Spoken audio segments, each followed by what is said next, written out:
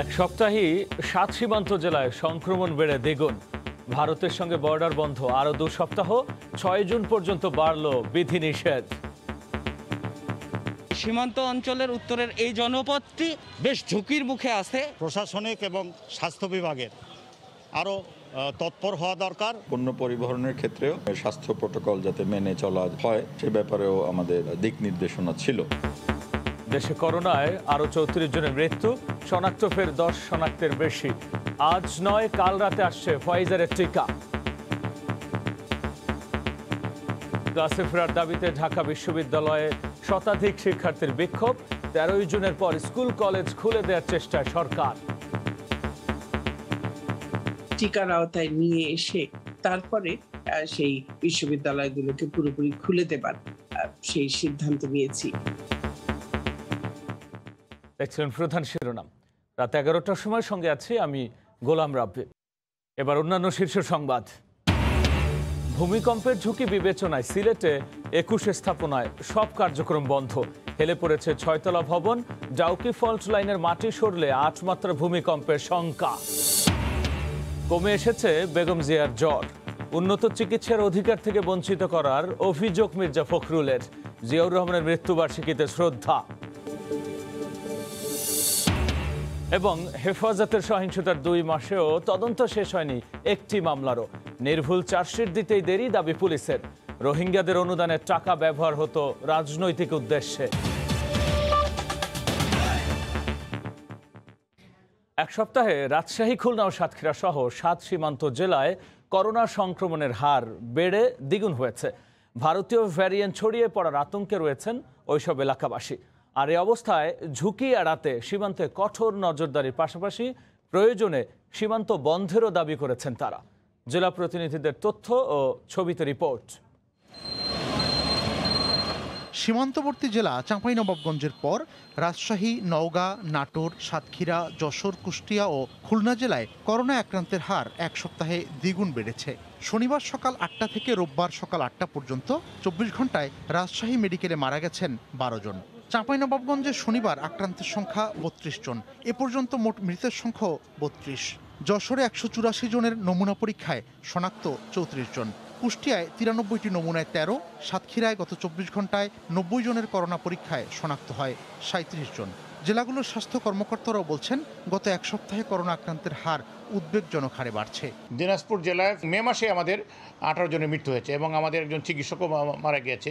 সেই চিন্তায় আমি মনে করি যে আসলে আমাদের সংক্রমণের হার এবং মৃত্যু হারও অনেক বেড়েছে। ৩৫৫টি নমুনা পাঠিয়েছিলাম, এর মধ্যে থেকে ৯১টিতে পজিটিভ হয়েছে, প্রায় ২৫% হার, সংক্রমণের হার।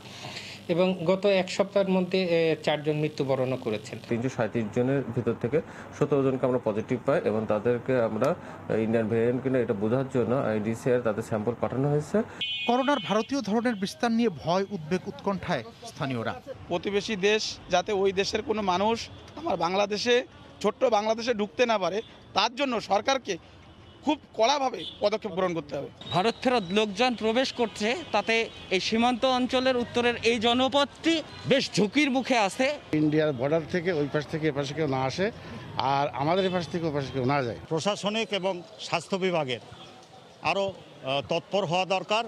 এদিকে বিশেষ লকডাউন ও নানা পদক্ষেপ নিয়েও সবাইকে সচেতন করা সম্ভব হচ্ছে না সীমান্ত ঘেঁষা এলাকায়। যেখানে গণজমায়েত হয় সেখানে আমরা মাস্ক নিশ্চিত করছি এবং সোশ্যাল মেনটেন করছি।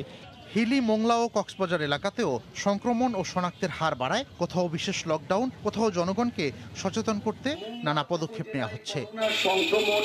মিজানুর রহমান কবির, সময় সংবাদ। এদিকে দেশে করোনা শনাক্তের হার ফের ১০% ছাড়িয়ে গেছে। একদিনই আক্রান্ত হয়েছেন প্রায় ১৫০০, মারা গেছেন ৩৪ জন। এ অবস্থায় সীমান্তের ৭ জেলায় কঠোর লকডাউনের সুপারিশ করেছে জাতীয় পরামর্শক কমিটি। তবে এ বিষয়ে কোনো সিদ্ধান্ত না হলেও চলমান বিধিনিষেধের মেয়াদ আরও ১ সপ্তাহ বাড়িয়েছে সরকার।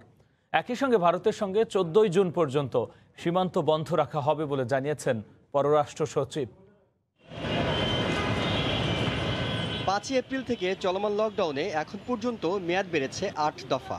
তবে শিথিলতা এখন বেশিরভাগ ক্ষেত্রে। একমাত্র সরকারি অফিস, শিক্ষা প্রতিষ্ঠান আর পর্যটন কেন্দ্র ছাড়া সবকিছুই খুলে গেছে। পুরো লকডাউন তুলে নেয়ার সময় হয়নি এখনো। দেশে সংক্রমণের হার ৫% নিচে থাকলে পরিস্থিতি স্বাভাবিক বলে ধরে নেওয়া হয়। বর্তমানে সংক্রমণের হার এর দ্বিগুণের বেশি হওয়ায় লকডাউন চালিয়ে নেওয়ার সিদ্ধান্ত এসেছে। জাতীয় টেকনিক্যাল কমিটি এ বিষয়ে যেটি আছে তাদের পরামর্শক্রমে সরকার আরও 1 সপ্তাহের জন্য এটা সেভাবেই চলমান থাকবে। আর বিষয়টি আসলে আপনারা নিশ্চয়ই জানেন যে সংক্রমণকে আমরা চাচ্ছি যে 5%-এর কাছাকাছি নিয়ে আসার জন্য। করোনা সংক্রমণ নিয়ন্ত্রণে আনতে জাতীয় পরামর্শ কমিটি সীমান্তের 7 জেলা লকডাউনের সুপারিশ করেছে। তবে এ বিষয়ে এখনো কোনো সিদ্ধান্ত আসেনি। আমি আজকে গত 7 দিনের ইনফেকশনের পরিসংখ্যানটা তুলে ধরেছিলাম।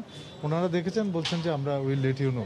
সম্ভবত স্থানীয় পর্যায়ে এটা বোধহয় করা হবে। এটার কোনো সঠিক সিদ্ধান্ত এখন পর্যন্ত হয়নি। এদিকে ভারতের সাথে সীমান্ত বন্ধ রাখার সিদ্ধান্ত বাড়ানো হয়েছে আরও 2 সপ্তাহ। তবে বেনাপোল, হিলি, ফুলবাড়ি ও আগরতলা 4টি স্থলবন্দর দিয়ে জরুরি এনওসি নিয়ে ভারতে আটকে পড়া মানুষ ও পণ্য দেশে আসতে পারবে। রেস্ট্রিকশনস আমরা বলবৎ রেখেছি। পণ্য পরিবহন এর আওতা মুক্ত থাকবে, তবে পণ্য পরিবহনের ক্ষেত্রেও বিভিন্ন রকমের স্বাস্থ্য প্রোটোকল যাতে মেনে চলা হয় সে ব্যাপারেও আমাদের একটা দিক নির্দেশনা ছিল।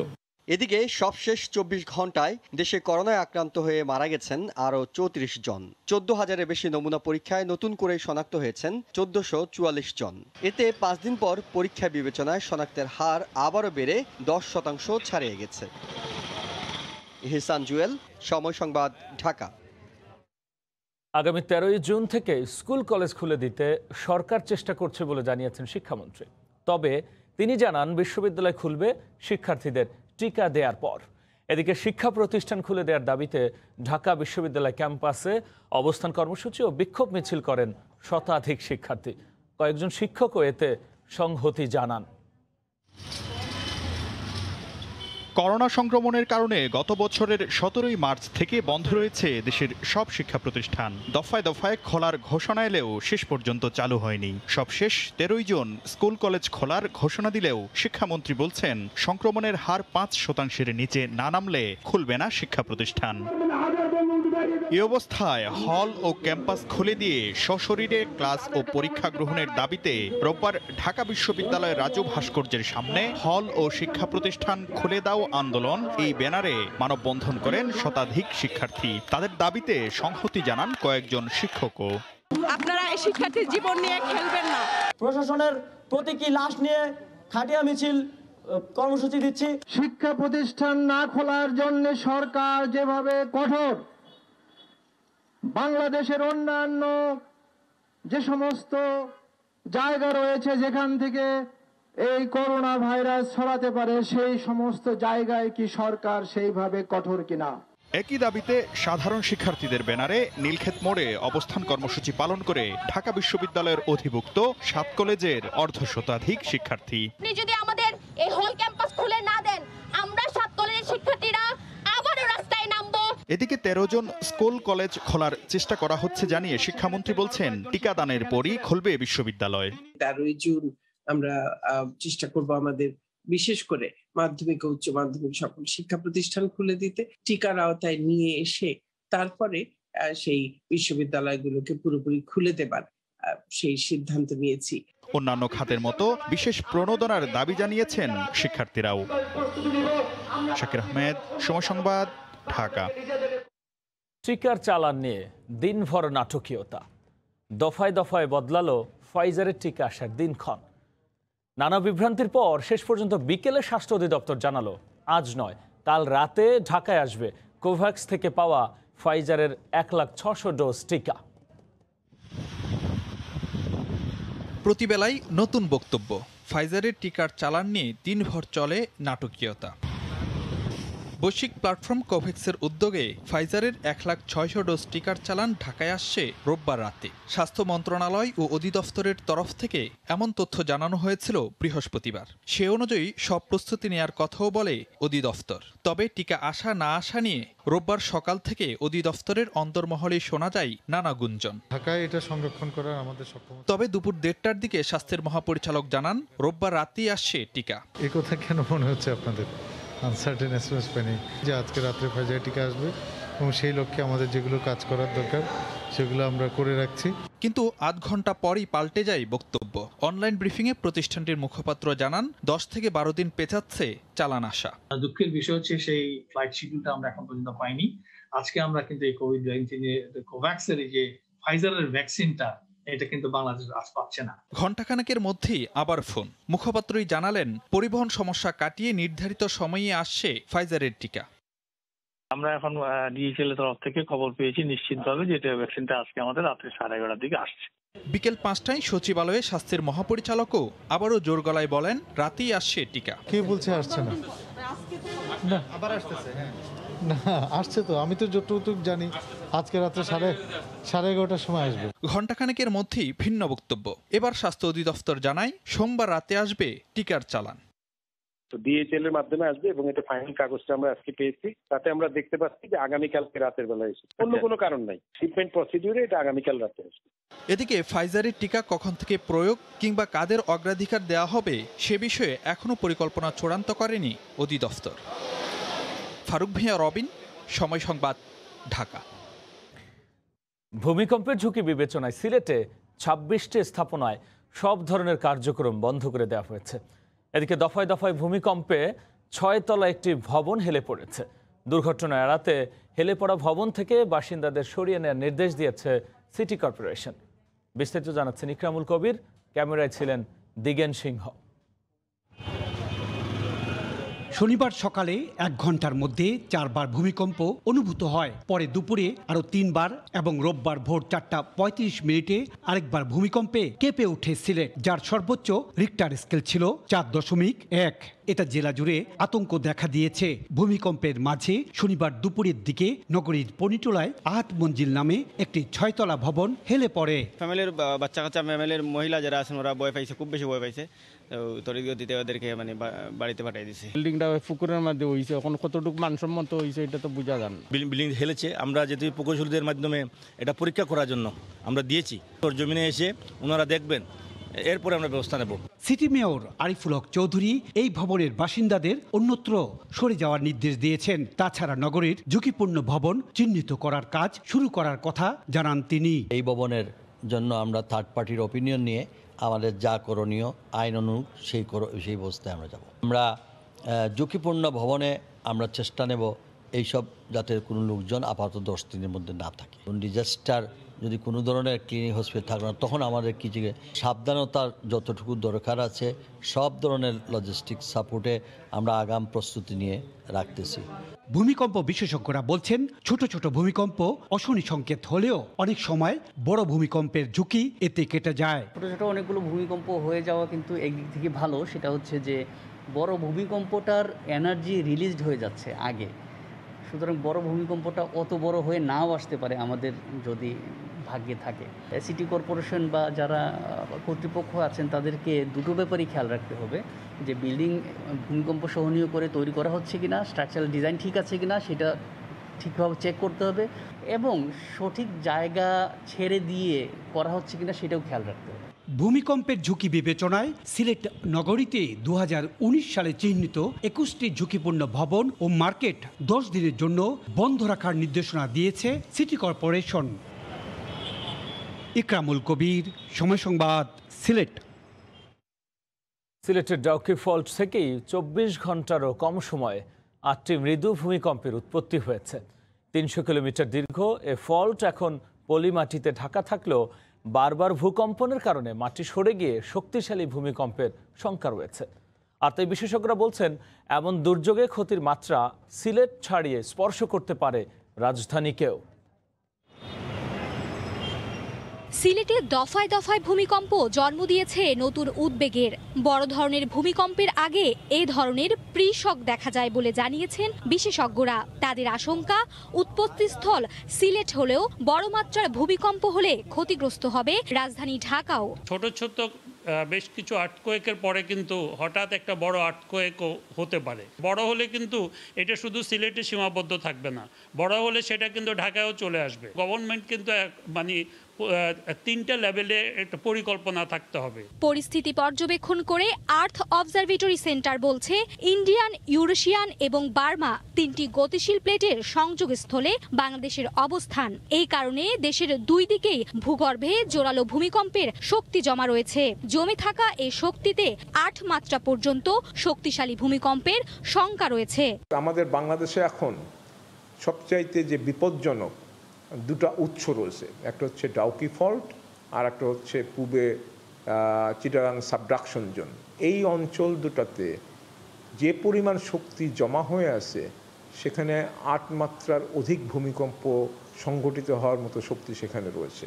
সংস্থাটির দাবি, ভূমিকম্পের উৎপত্তিস্থল সিলেটের জোনতা এলাকার ডাউকি ফল্ট পূর্ব পশ্চিমে প্রায় 300 কিলোমিটার বিস্তৃত, যেটি দেশের অভ্যন্তরেই পলিমাটি দিয়ে ঢাকা। যে কোনো সময় বড় ধরনের একটা ভূমিকম্প সংঘটিত হতে পারে। এমন অবস্থায় সরকারকে জরুরি প্রস্তুতি নেওয়ার তাগিদ বিশেষজ্ঞদের। এটাই আমাদের। মার্জিয়া মুমু, সময় সংবাদ, ঢাকা। সারা দেশে খোলা আকাশের নিচে অবহেলার অযত্নে নষ্ট হচ্ছে রেলের 8 শতাধিক ওয়াগন ও বগি। ঢাকার তেজগাঁও ডিপোতেই নষ্ট হচ্ছে কোটি টাকা মূল্যের শতাধিক ওয়াগন। আর রেলওয়ে বলছে এগুলো আর ব্যবহার উপযোগী নয়। তবে আমলাতান্ত্রিক জটিলতার কারণেই সময় মতো বিক্রি করাও সম্ভব হচ্ছে না। নাজমুস সালেহের রিপোর্ট। রেলের পূর্বাঞ্চলে বিভিন্ন সময় নষ্ট হওয়া কিংবা মেয়াদ উত্তীর্ণ ওয়াগন ও বগিগুলো মেরামতের জন্য আনা হয় তেজগাঁও ডিপোতে। এভাবে এখানে জমা হয়েছে কোটি টাকা মূল্যের শতাধিক ওয়াগন। বছরের পর বছর খোলা আকাশের নিচে পড়ে থাকার কারণে বৃষ্টিতে ভিজে রোদে পুড়ে নষ্ট হচ্ছে কোটি টাকার সম্পদ। ডিপো জুড়ে ঘন জঙ্গলে আচ্ছাদিত বগিগুলোর বেশিরভাগই মরিচা ধরে খসে পড়ছে, কোনোটা আবার ভেঙে পড়ছে। বিগত 10-12 বছর ধরে দেখতেছি আমরা এখানে পড়ে আছে, জং ধরা শেষ, তারপরে ক্ষয় পড়ে যাইতে আছে, মাটির সাথে মিশতে আছে। স্থানীয়রা জানান মাঝে মধ্যে চুরি হচ্ছে মূল্যবান যন্ত্রাংশ। বগিগুলোতে বসে মাদক আর জুয়ার আসর। রাষ্ট্রীয় এসব সম্পদ ফেলে না রেখে বিক্রি করে রেলের উন্নয়নে কাজে লাগানোর তাগিদ তাদের। যদি এভাবে না ফেলে রেখে যেগুলো বিক্রি করে দিত তাহলে রাষ্ট্র কিছু টাকা পেত, আমাদের কিছু উপকার দিত। সরকারি মাল পরে যাতে নষ্ট হয়ে যাইতেছে, এটা অবশ্যই বিক্রি করে দিলে বা সরকার লাভবান হইতো। এসব নিয়ে ক্যামেরার সামনে কথা বলতে রাজি না হলেও ডিপো ইনচার্জ বলেন, আমলাতান্ত্রিক জটিলতার কারণে সময় মতো বিক্রি করা সম্ভব হচ্ছে না। কন্ডেম ঘোষণা করা হয়, তার পরবর্তী প্রসিডিউর স্টোরস ডিপার্টমেন্ট করে, সেখানে কোনো ক্ষেত্রে হয়তো দ্রুত টেন্ডার নিষ্পত্তি হয়, কোনো ক্ষেত্রে সময় লাগে, দীর্ঘসূত্রিতা লাগে। পরিত্যক্ত বগি ওয়াগন বিক্রি করা রেলের নিয়মিত প্রক্রিয়া জানিয়ে এই কর্মকর্তা বলছেন, এগুলো বিক্রির কার্যক্রম ইতোমধ্যেই গ্রহণ করা হয়েছে। ইতিমধ্যে বিক্রয়ের জন্য প্রক্রিয়া গ্রহণ করা হয়েছে সিওএসিস দপ্তর থেকে। আরও হয়তো কিছু প্রক্রিয়াধীন রয়েছে, টেন্ডার করা হবে। শুধু বগি আর ওয়াগনই নয়, একইভাবে খোলা আকাশের নিচে পড়ে থেকে নষ্ট হচ্ছে ট্রেনের অন্যান্য যন্ত্রপাতিও। সরকারি মাল দরিয়ামে ঢাল, প্রচলিত এই প্রবাদ বাক্যের যেন বাস্তব উদাহরণ দীর্ঘদিন অবহেলা আর অযত্নে পড়ে থেকে নষ্ট হতে বসা ট্রেনের এই বগিগুলো। এগুলো সময় মতো মেরামতের উদ্যোগ নিলে একটু হলেও যাত্রী সেবার মান বাড়ানো সম্ভব ছিল বলে মনে করেন রেলের অনেক কর্মকর্তাই। নাজমুস সালেহী, সময় সংবাদ, ঢাকা। 6 লাখ কোটি টাকা ছাড়িয়ে যাবে আগামী অর্থ বছরের বাজেটের আকার, যা চলতি অর্থ বছরের চেয়ে প্রায় 34,000 কোটি টাকা বেশি। গুরুত্ব দেয়া হবে স্বাস্থ্য ও সামাজিক নিরাপত্তা খাতকে। বিশাল বাজেট বাস্তবায়নে করোনা মোকাবেলা করে বরাদ্দের সুষম বণ্টনের মাধ্যমে অর্থনীতি ঠিক রাখাই চ্যালেঞ্জ হবে বলে মনে করেন অর্থনীতিবিদরা। সানবির উপলের রিপোর্ট। বাজেট সম্পর্কে আপনি কি জানেন? বাজেট সম্বন্ধে আমি কিছু জানি। আমার বাজেট হয়েছে 6 জন মানুষ চলতে না খাইতে না। পেশায় রাজমিস্ত্রি আনোয়ার হোসেন বোঝেন না রাষ্ট্রনীতি বা বাজেট। করোনা সংকটে কাজ হারানোর পর 6 জনের পরিবার নিয়ে জীবনের হিসাব কষার নামই তার কাছে বাজেট। জাতীয় বাজেটে প্রত্যাশা কি, এমন প্রশ্নের প্রায় একই রকম জবাব তার মতো শ্রমজীবীদের। অনেকেই যদিও বলছেন বাজেট দেশের সব নাগরিকের জন্যই গুরুত্বপূর্ণ, তাই বন্টন যেন হয় সুষম ও দুর্নীতিমুক্ত।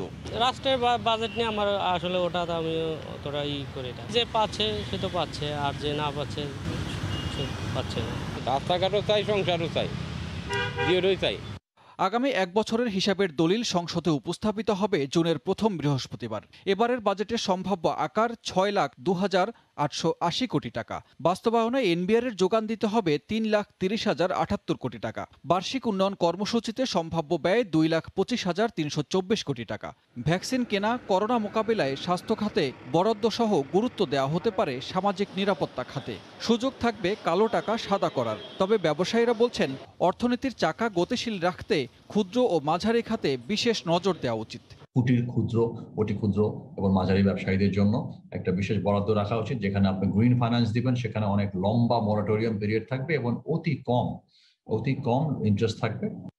করোনাকালীন দ্বিতীয় বাজেটে এবার ঘাটতিও ছাড়াবে অতীতের সব রেকর্ড। 2,13,000 কোটি টাকার সম্ভাব্য ঘাটতি মেটাতে ব্যাংক থেকেই ঋণ নেওয়া হবে 1 লাখ কোটি টাকা। এই বাজেটের মূল লক্ষ্য হওয়া উচিত স্বাস্থ্য খাতের জন্য বরাদ্দ, কর্মসংস্থান সৃষ্টি, অতি ক্ষুদ্র মাঝারি উদ্যোক্তাদের জন্য উদ্যোগ এবং অবশ্যই সাধারণ মানুষকে জরুরি অবস্থা মোকাবেলায় সহায়তা দানের কর্মসূচি। দেশের 50তম বাজেটে প্রবৃদ্ধি লক্ষ্যমাত্রা কিছুটা লাগাম টেনে ধরা হতে পারে 7%। আগামী অর্থবছরের বাজেটটি এমন একটি সময় হতে যাচ্ছে যখন সারা বিশ্ব করোনার থাবায় বিপর্যস্ত। এমন অবস্থায় এই বাজেটের উপর ভিত্তি করে দেশের অর্থনীতির মেরুদণ্ড শক্ত করে দাঁড়াতে হলে সৃষ্টি করতে হবে কর্মসংস্থান আর সামাজিক নিরাপত্তা বলয় বাড়াতে হবে। আর বিশাল অঙ্কের এই বাজেট বাস্তবায়ন করতে রাজস্ব আদায়ের চ্যালেঞ্জ তো থাকবেই, এমন মত বিশ্লেষকদের। সানবীর রূপল, সময় সংবাদ, ঢাকা। হার্টের চিকিৎসায় আরও এক ধাপ এগুলো বাংলাদেশ। MICS পদ্ধতিতে বুক না কেটেই ডাবল ভালভ প্রতিস্থাপনে সফল হয়েছেন ডাক্তার আশরাফুল হক সিয়ামের নেতৃত্বে একদল তরুণ চিকিৎসক। স্বল্প খরচে সর্বাধুনিক চিকিৎসার সুযোগ সৃষ্টি হওয়ায় রোগীদের বিদেশ নির্ভরতা কমবে বলে মনে করছে জাতীয় হৃদরোগ ইনস্টিটিউট। হাসিতেই প্রশান্তির রেশ। বুঝতেই পারেননি কি করে নিমেষেই দূর হয়ে গেল বহু বছরের শারীরিক অক্ষমতা। বুক না কেটে MICS পদ্ধতিতে মাত্র 2.5 থেকে 3 ইঞ্চি ফুটো করে হাসিনা বেগমের হার্টে নতুন 2টি ভালভ প্রতিস্থাপন করা হয়। এতে নেতৃত্ব দেন জাতীয় হৃদরোগ ইনস্টিটিউটের সহযোগী অধ্যাপক কার্ডিয়াক সার্জন ডাক্তার আশরাফুল হক সিয়াম। আমরা একটা ভালভ প্রতিস্থাপন সেটা আমরা করছি, বাইপাসের প্ল্যান করছি, বাইপাস করছি, করার পরবর্তীতে হার্টের সবচেয়ে বড় অপারেশন আমরা ধরে থাকি 2টা ভালভ প্রতিস্থাপন করা। সেই ক্ষেত্রে আমরা তখন পেশেন্ট কালেক্ট করেছি, পেশেন্ট সেট করেছি, তার পরবর্তীতে গিয়ে আমরা এই ডাবল ভালভ রিপ্লেসমেন্ট করলাম আর কি সফলভাবে। ভালভ পাল্টাইলে যে অত সহজে ভালো হয়ে যায় এটা আমি কল্পনাও করতেছি না। করার পরে বুঝলাম আমরা না একজনে গেছে ভালভ পাল্টাই নিচ্ছি, 1 বছর লাগছে ভালো হইতে, আমারটা তো তাড়াতাড়ি হয়ে গেছে। এই পদ্ধতিতে রোগীর ওষুধ, ICU তথা হাসপাতালে অবস্থানের সময়সীমা কমে যাওয়ায় খরচও কমে কয়েক গুণ। মাত্র 5 দিনে হেঁটে বাড়ি ফিরতে পারেন রোগী। ব্লাড প্রেশার তার আগে থাকতো 90/60, সেটা এখন কন্টিনিউয়াসলি 110/80 থাকছে। মানে তার প্রি অপ থেকে পোস্ট অপে আউটকাম খুব ভালো। যাদের MICS না করে বুক কেটে করে তাদের এভারেজ 10-12 দিন লেগে যায়। অভিজ্ঞ এই চিকিৎসক দলের আগামীর স্বপ্ন হার্ট প্রতিস্থাপন। হার্ট ট্রান্সপ্ল্যান্ট পৃথিবীর অন্য দেশে শুরু হয়েছে। এই হার্ট ট্রান্সপ্ল্যান্ট করার আমাদের ইচ্ছা আছে, আমাদের টিমের একটা স্বপ্ন। যদি সরকার আমাদেরকে সহযোগিতা করে তাহলে আমরা হয়তো একদিন হার্ট ট্রান্সপ্ল্যান্টও করব। বেসরকারি হাসপাতালে একটি ভালভ প্রতিস্থাপনের ব্যয় 3.5 লাখ টাকা, যেটি সরকারিতে সম্ভব হয় 1.5 লাখ টাকায়। সারা বছরই সরকারি হাসপাতালে বিনামূল্যে রোগীদের ভালভ সরবরাহ করা হলেও কোভিড বাস্তবতায় নানা সংকটে কিনতে হচ্ছে কাউকে। মুজাহিদ শুভ, সময় সংবাদ, ঢাকা।